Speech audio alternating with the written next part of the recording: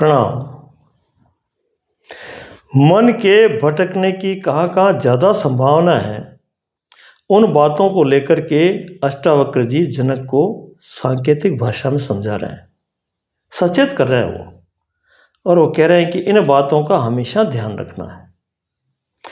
कोरी बातें करने वाले इन बातों का गहराई से विश्लेषण और प्रवचन करने वाले भी अगर उलझे हुए हैं तो समझना कि अभी तक उनको आत्मबोध नहीं हुआ।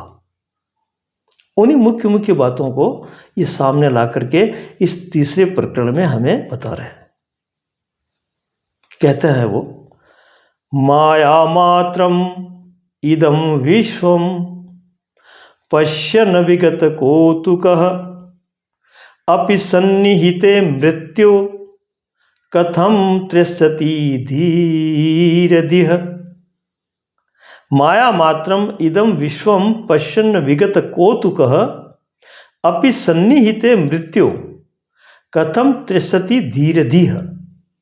अर्थात ये पूरा संसार माया मात्र है, माया का खेल है। माया में ये जन्म और मरण को भी सम्मिलित करते हैं। जन्म लेना भी एक माया का खेल है और फिर मृत्यु हो जाना भी माया का ही खेल है। दोनों ही माया है।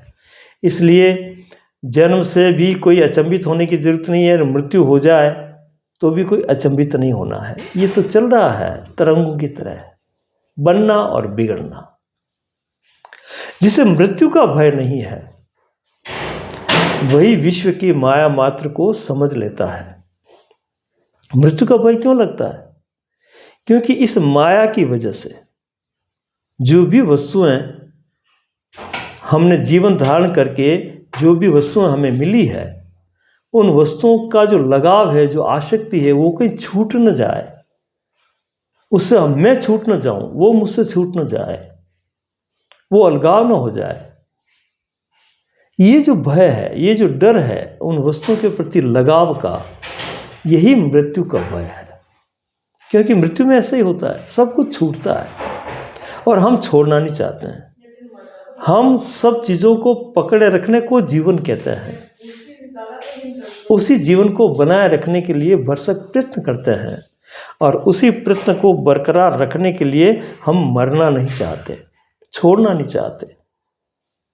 तो ये जो जन्म और मृत्यु की जो घटनाएं हैं, ये तो माया के अंतर्गत है, होगी ही। लेकिन हमारी जो जद्दोजहद है, हमारी जिद है कि ये ना हो, ये छूटे नहीं।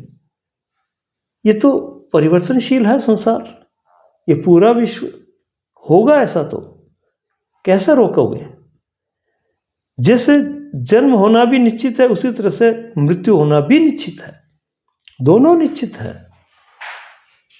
तो ऐसा जो खेल है, इस खेल को जो समझ लेता है और इस भय से, मृत्यु के भय से जो उभर जाता है, मृत्यु का भय जिसमें नहीं रहता, मृत्यु का भय आसक्ति की वजह से है। आसक्ति जब नहीं रहती है, मृत्यु का भय भी नहीं रहता है। वही निर्भय व्यक्ति इस मोक्ष का अधिकारी है, वही मुक्त हो सकता है, वही इस गन चक्कर से, इस दूध चक्कर से बाहर निकल सकता है। क्योंकि जब तक चाह है तब तक मृत्यु का भय है। छूटने की चाह है ना, चाह है। चाह का मतलब यह है कि मुझे मिल जाए और मिल करके उसको मैं पकड़ लूं, फिर वो मुझसे अलग ना हो। ऐसी चाह की जो गठरी हम बांध देते हैं, वो गठरी कभी खुले नहीं। उस गठरी की वजह से उसको उठाए हुए हम कसावट से पकड़ लेते हैं। लेकिन माया का ये काम है कि निरंतर बनाती है और बिगाड़ती है, परिवर्तन करती है ये। तो इस परिवर्तन के नियम को हम अस्वीकार करके और बने रहने की ठान लेते हैं। उस समय जब परिवर्तन होता है तो हमें भय लगता है उन वस्तुओं को लेकर के, आसक्ति को लेकर के। और वही भय, वही चाह हमें जो है मृत्यु का भय पैदा करती है। अगर चाह नहीं है तो मुक्त है। अगर किसी प्रकार की चाह नहीं, कुछ भी नहीं चाहिए उसको, सिर्फ आनंद से जीना है। जीने के लिए आया है वो, पकड़ने के लिए थोड़ी आया है। ये गलत धारणा हमने बिठा दी कि इसको मेरा कर लूँ, इसका मेरा कर लूँ, ये मेरा हो जाए और ये छूटे नहीं, कभी बढ़ता रहे। ये जो गलत धारणा हमारी जो है, इस पकड़ की वजह से हम स्वतंत्र नहीं हो पा रहे हैं। और तभी जाकर के जो है मोक्ष तक की हम जो है कभी कभी आकांक्षा करते हैं, बातों में, वो भी कहा सुनी में, कि हम मुक्त हो जाए। पकड़े हुए कैसे मुक्त हो जाए? पकड़ तो छोड़नी पड़ेगी, तभी तो मुक्तता का बोध होगा हमें। तो मोक्ष को भी हम उस तरह से पकड़ लेते हैं जैसे किसी वस्तु को पकड़ते हैं हम। हमारी जानकारी को, हमारे ज्ञान को, हमारी जो भी स्मृति में इकट्ठा किया है उसको भी हम इस तरह से पकड़ लेते हैं जैसे कि इन वस्तुओं पर हम जो है आधिपत्य जमा करके बैठ जाते हैं। उस तरह से उन पर भी हम मालकियत कर लेते हैं। और मालकियत ज्यों ज्यों बढ़ती जाती है त्यों त्यों हम ग्रस्त होते जाते हैं, बंधते जाते हैं, जकड़ में जकड़ लिए जाते हैं। यही बंधन है। तो इनसे अलग रह करके इनसे खेलो आप, इनको पकड़ो मत, इनको संग्रहित मत करो, इनको जोड़ो मत। जो का त्यों जहाँ जहाँ है खेल करके निकलना है। बस करना क्या है? खेलने के लिए आए हैं, सबसे खेलो और निकल जाओ, बिना पकड़े, बिना पकड़ जकड़ किए। ये है बुद्धिमानी, ये है खेलने का तरीका। तो जीवन को जी करके जो तृप्त, और तृप्त भी वही होता है जो पूरी तरह से बिना पकड़े जीता है। देखो, पकड़ अगर किसी कुछ वस्तुओं की आपने कर ली तो वहीं इर्द गिर्द घूमोगे, बाकी बहुत सी चीज़ छूटी हुई रह जाएगी। और जो बिना पकड़े अगर घूम रहा है, खेल रहा है, कूद रहा है, तो हर जगह आ जा सकता है वो, और पकड़ भी नहीं रहा है। और जो नहीं पकड़ता है वो आ जा सकता है कहीं भी, हर एक आयाम में प्रवेश करके उसका बोध, उसका अनुभव वो ले सकता है। बोध में गलत कह रहा हूँ, लेकिन एक अनुभव ले सकता है। तो इन बोध तो ये है कि इनकी पकड़ में ना आकर के इनसे खेलना है, न इनको संग्रह करना है, न पकड़ में आना है। तो वो व्यक्ति ज़्यादा से ज़्यादा दूरी तक अधिक चीज़ों को के संपर्क में आकर के उसका अनुभव कर सकता है।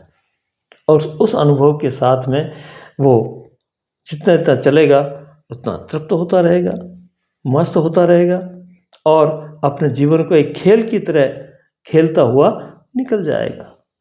वही खिलाड़ी है अच्छी तरह से। और ऐसा मजा व्यक्ति ही, ऐसा पात्र ही वास्तविकता क्या है उस तरफ भी जा सकता है, क्योंकि वो किसी की पकड़ में नहीं है और न किसी को पकड़ रहा है। इसलिए वो स्वतंत्र है और उसकी गति निर्विरोध, निर्बाधित बढ़ रही है। एक दिन वो मूल केंद्र पर पहुंच जाता है।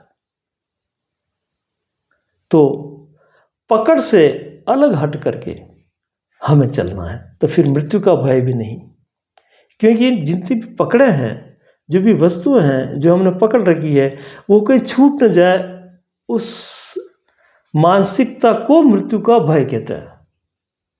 बाकी मृत्यु नाम की कोई चीज़ नहीं। जैसे जीवन है वैसे मृत्यु है।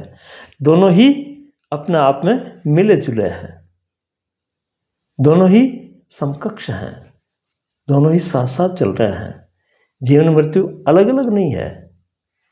तो इसी जीवन में मृत्यु का भी जो है आनंद ले वो, कि ये छूटेगी उसमें कैसा महसूस होगा, ये है उसमें कैसा महसूस हो रहा है। इन दोनों को महसूस करें, दोनों की जानकारी लें, तभी जाकर के जो है उसका जीवन बड़ा सार्थक होगा, बड़ा आनंदपूर्ण होगा। तो खुला खेले, किसी की पकड़ में नहीं रहे, आसक्त नहीं रहे। निरासक्त जिसका जीवन है वो खुला जीवन बड़ा आनंदप्रद है। ऐसा जी करके देखो, ऐसा रह करके देखो, ऐसे जियो।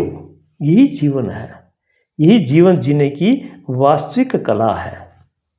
और फिर जो होगा वो अच्छा ही अच्छा होता रहेगा। लेकिन अच्छा और बुरा इसके झंझटों से अलग हट करके बिना पकड़ के हमें जीना है। ऐसा जीना अगर आ गया तो फिर किसी की भी जरूरत नहीं। कोई अन्य समझाएगा, ऐसा भी नहीं है। हमें गुजर करके, ऐसा जी करके देखना है। यही सार्थकता है, यही जीवन है।